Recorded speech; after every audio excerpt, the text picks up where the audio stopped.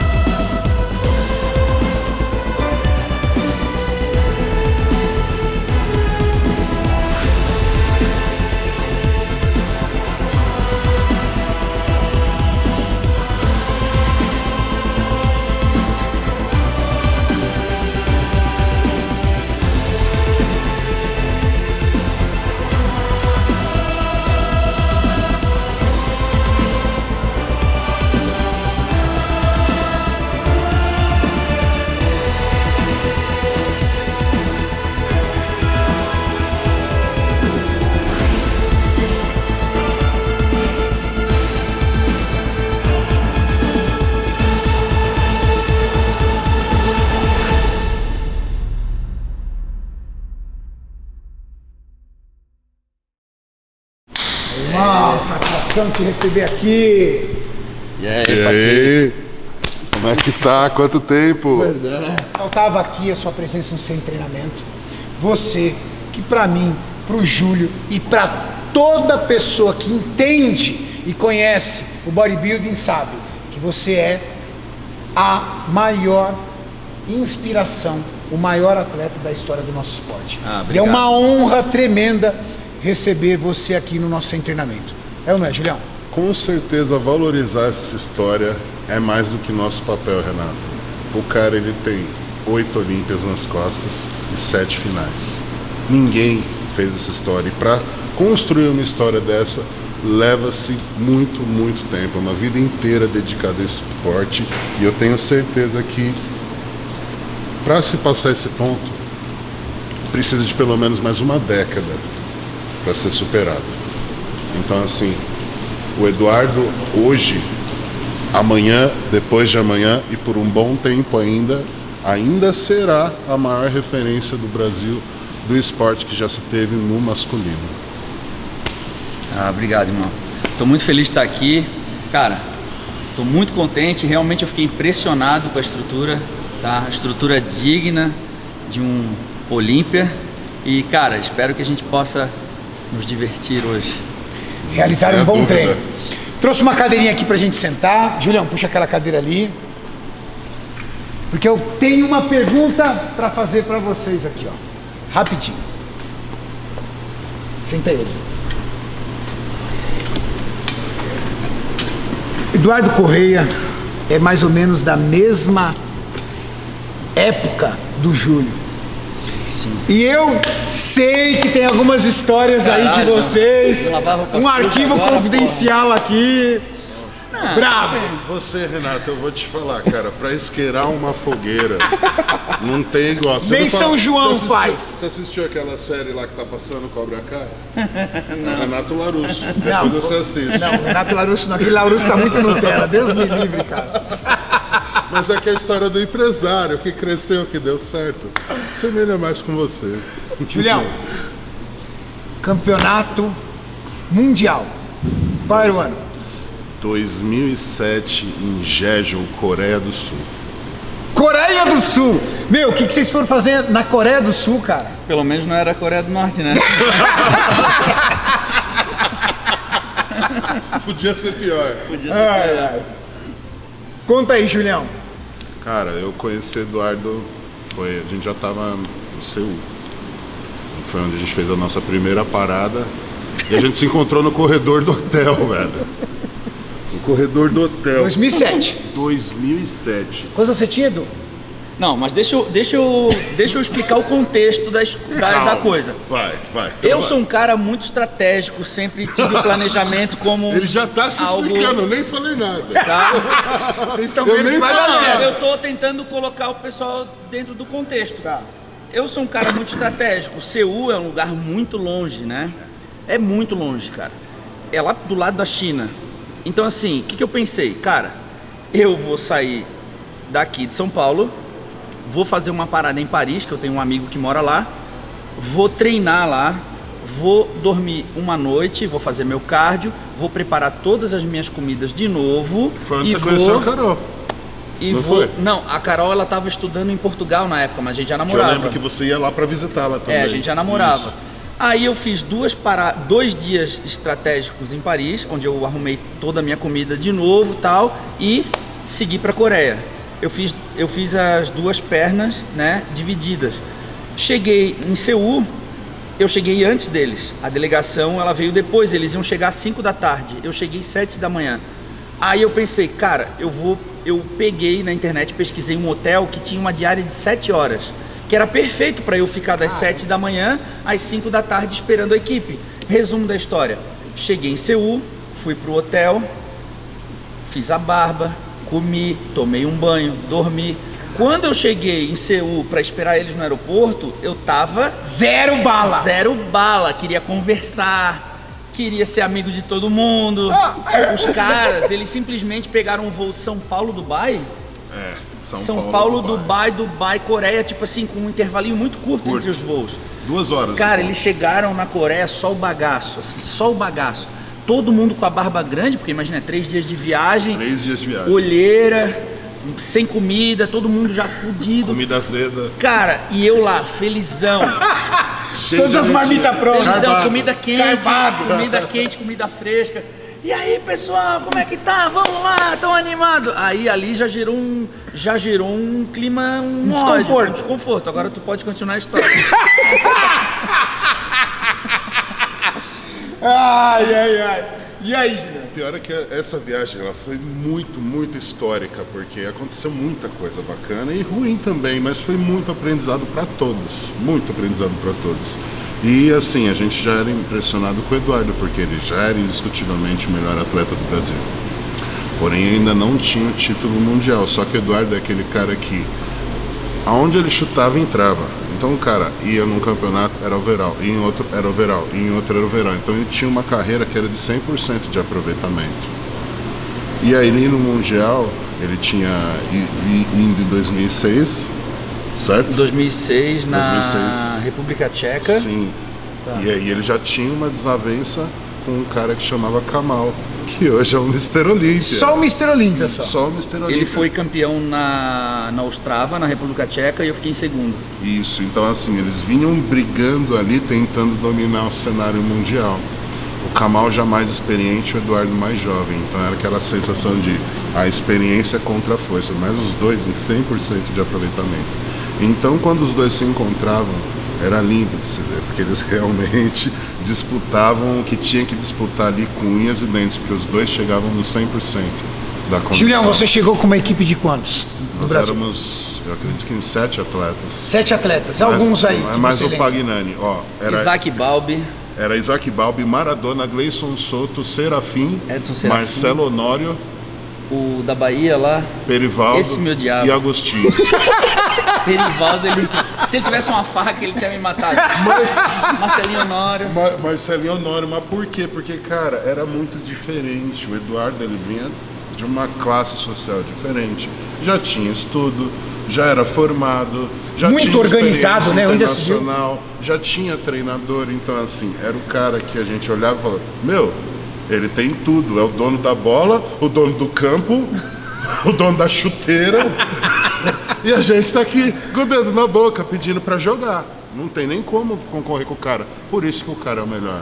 A gente já sabia que não tinha como. Era toda uma estrutura. E quando a gente viu o Eduardo posando, era impressionante, porque o Pagnani, ele era o seguinte, aquele cara era presidente de verdade. É isso que falta na federação, para a federação dar certo na IFBB. Então o Pagnani, ele era muito presente, então ele trazia todos os atletas e passava o feedback de como estavam as poses e a condição de cada um. Ele era um cara extremamente genioso, mas Sim. ele era um cara que, se precisasse subir no palco para fazer escândalo, para defender a equipe, ele fazia, né? Era essa a diferença. Ele dava a cara a tapa. Exato. Era um presidente que estava ali para dar a cara a tapa. Essa era a diferença da federação para hoje. Então, esse fator principal fez com que ele colocasse todos os atletas ali numa sala e desse uma aula de poses, cada um mostrando o que tinha de melhor, e ele ia corrigindo, fazendo o mesmo trabalho que nós fazemos hoje. Só que isso na época era muita novidade, né? Ele chamou todos os atletas num quarto de um atleta só. Ele colocou todo mundo lá. E eu lembro, não sei se tu lembra. Quarto, variar, era o teu quarto? Sempre o meu quarto. Meu quarto era uma zona. Todo mundo ia parar no meu quarto. Eu acho que era. Ele colocou todo mundo no quarto do Júlio. E eu lembro que eu e o Serafim, a gente não foi. Aí eles começaram a ligar pra gente. Cara, o Pagnani tá esperando vocês no quarto. Eu falei, cara, eu olhei pro Serafim, a gente não vai fazer isso. A gente era muito irmão, quer dizer, até hoje é. E a gente tava dividindo a mesma categoria e o mesmo quarto e a mesma panela de arroz e tudo. E a gente não queria se expor a essa situação.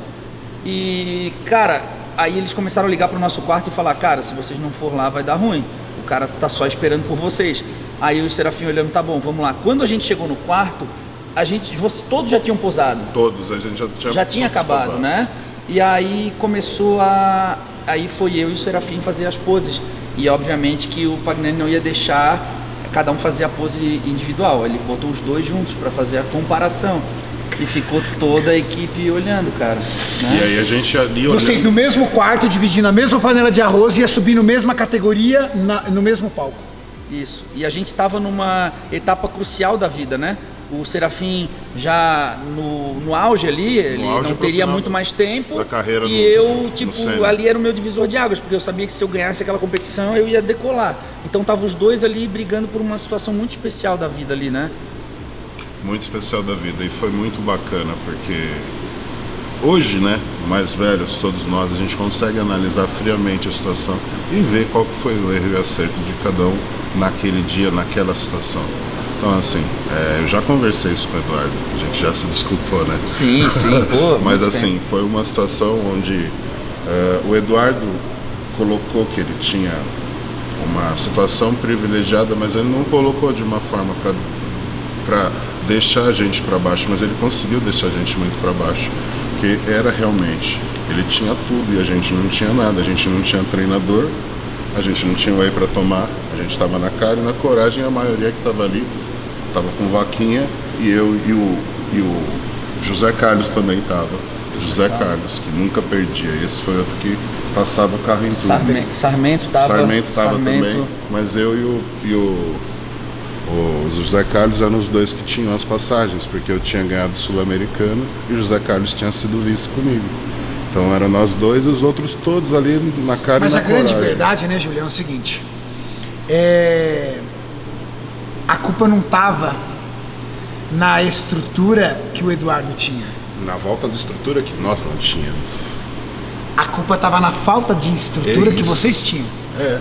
Então, o que ele conseguiu e conquistou dessa estrutura não foi o pai, alguém que bancou. Não, ele foi trabalhando para isso. E foi interpretado, faltou estrutura para vocês. E foi interpretado como arrogância para eles que não tinham, entendeu?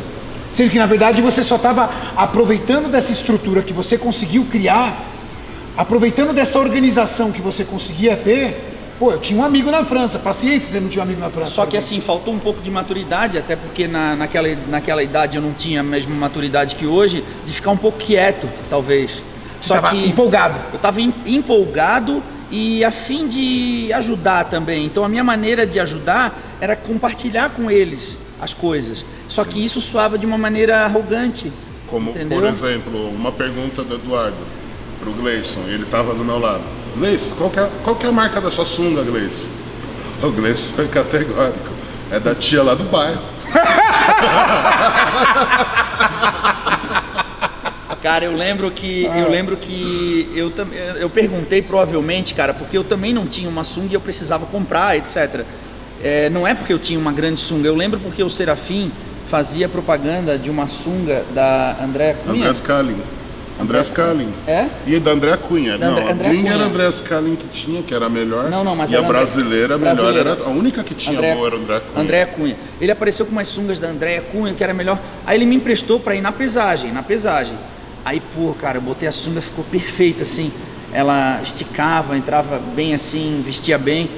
Aí ele me emprestou pra ir na pesagem. Quando chegou na prévia, eu falei, Serafim, tu me empresta a sunga? Ele, não, eu vou com ela. Mas ele queria ir com ela, mais porque eu gostei, não porque ele queria ir com ela.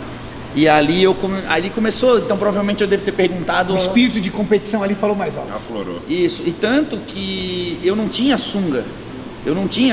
Eu pedi uma emprestada para fazer a final do Marcelo Honório. A sunga até ficou bem apertada em mim assim.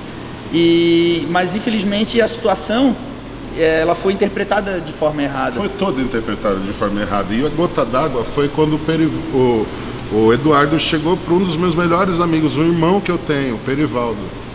Perivaldo, você já comeu frango de Paris? Com sotaque, eu não Paris. lembro dessas coisas, cara. Isso ele tá inventando. Sério. O Perivaldo olhou pra ele assim, cara.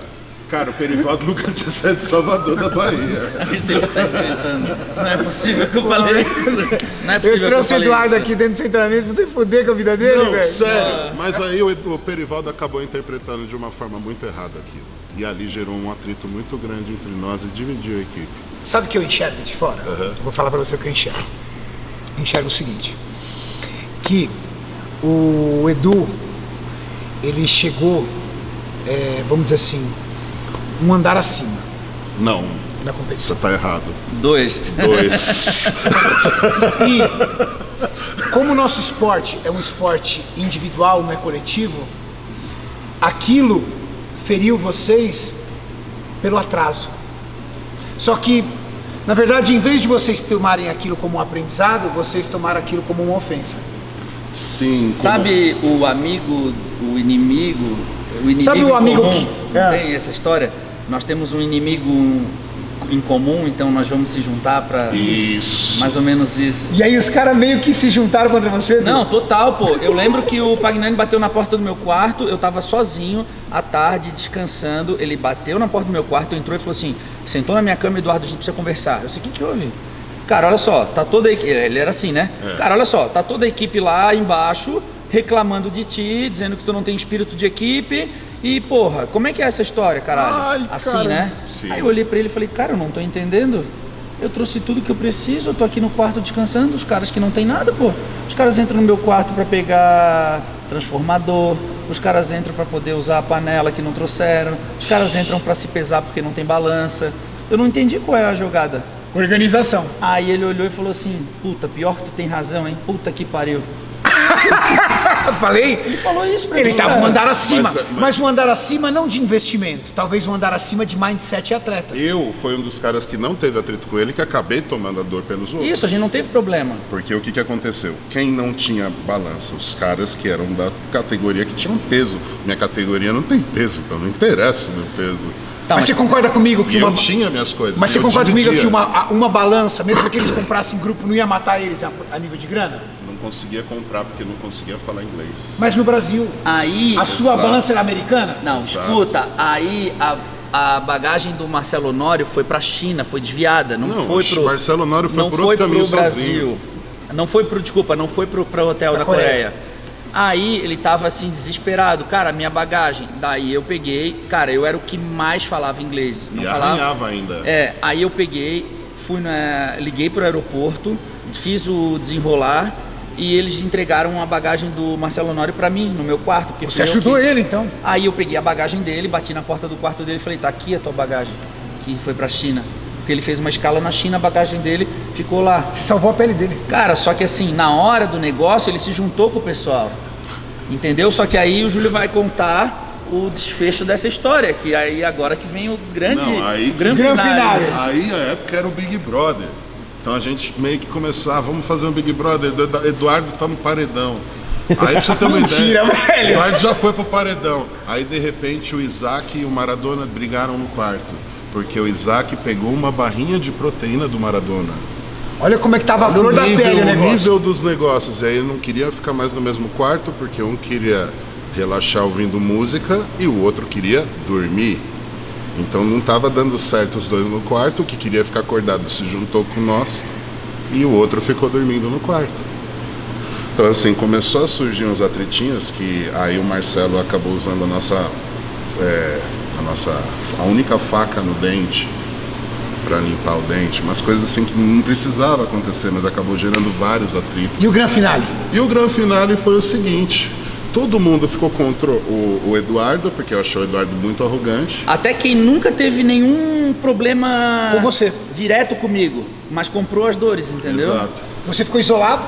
Isolado. Não, fiquei com o Serafim o tempo inteiro. Ficou com o Serafim, mas o que aconteceu? Na hora de torcer, os dois foram os únicos que foram para a final. Todos os outros foram desclassificados. Então eles voltaram para a noite e a gente foi para a plateia torcer. Para arquibancada. Para arquibancada.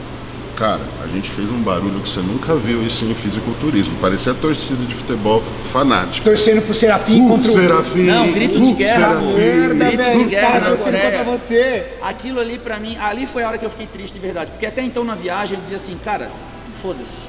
Cara, foda-se. Eu tenho um objetivo e eu vou alcançar. Os caras não vieram preparados, infelizmente.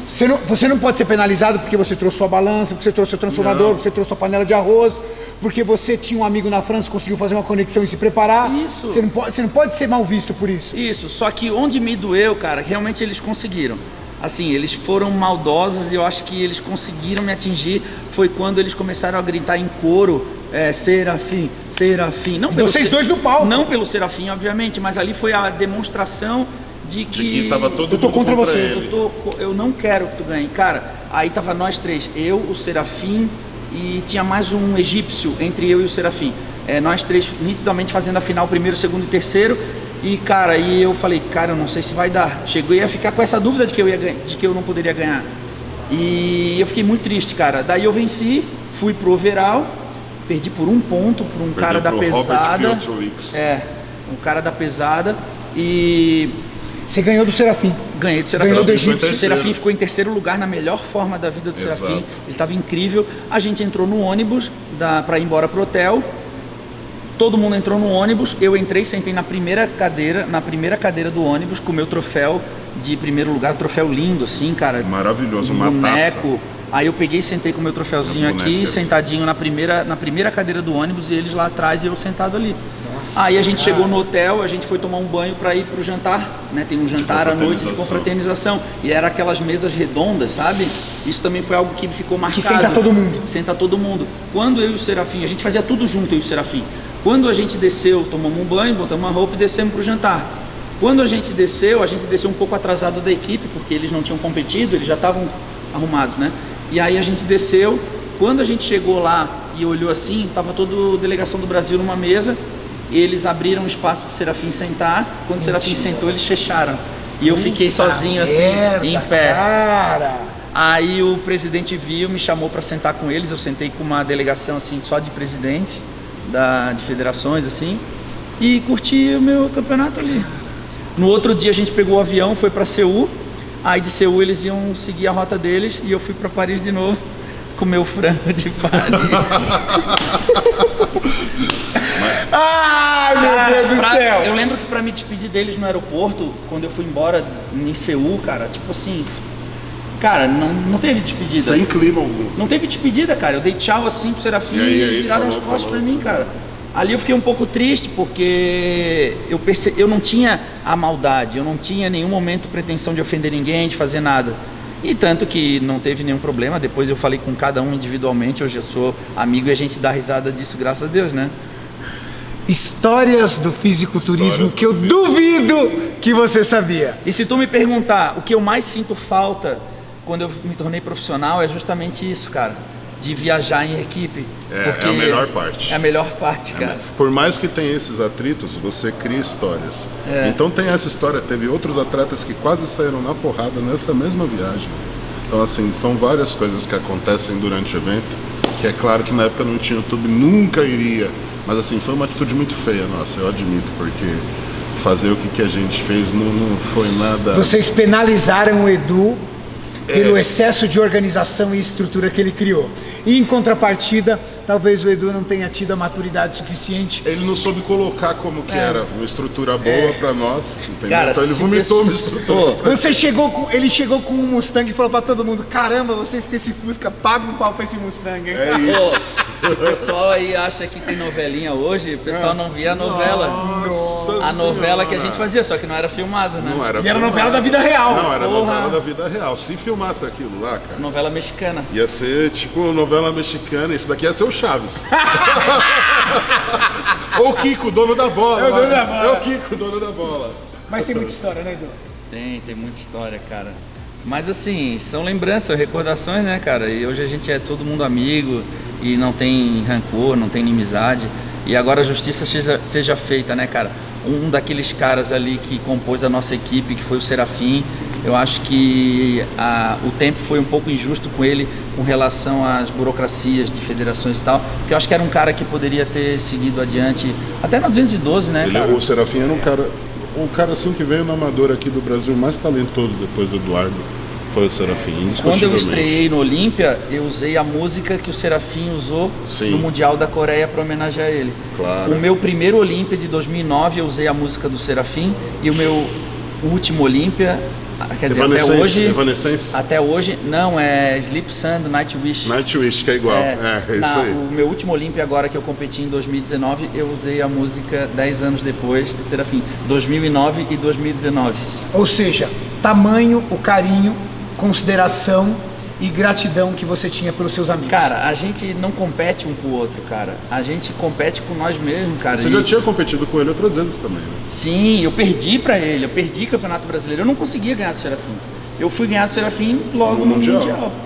Tipo, pra mim ele é o grande ídolo, ele é o cara, entendeu? Ele era o cara a ser batido. Só que o que faz da gente superar é justamente os adversários. O Flex Lewis fala pra mim que eu fui a grande inspiração da carreira dele. Porque eu ficava botando fogo no rabo dele para ele entrar condicionado. Porque se ele não entrasse condicionado, ele sabia que poderia perder para mim.